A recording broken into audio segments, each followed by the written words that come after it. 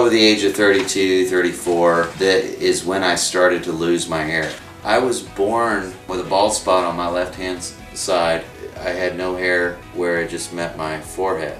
I saw the before and after pictures and they were amazing. It's just a couple of hours, it feels like watching a comedy show the whole time. Big time, I feel young. It's something I don't have to worry about my hair. I can now go to a short hairstyle now. Thank you very much, Dr. Bolton, for a good job.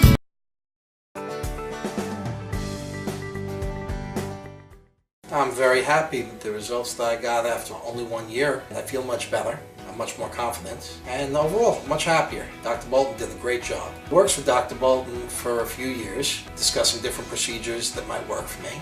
The day of my procedure was very good, not even particularly that much pain. I feel much better about myself when I wake up in the morning and get to run that comb through something that's not just a chrome dome. My weight seems to be more of an issue than my hairline these days. Well, I have to just highly recommend Dr. Bolton and his procedure. A lot of bang for the buck.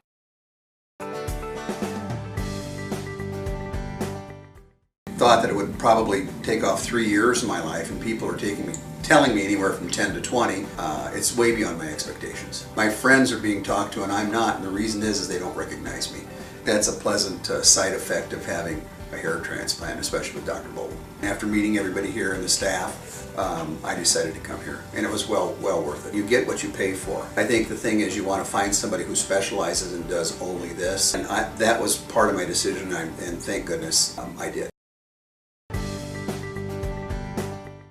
When I went to Army, they told me that my hair is thinning. It changes the the relationship with people. I just wanted to look younger for me and for my family. Read reviews and I heard only good things about him, so it was a pleasant experience. Everybody tells me that I look younger.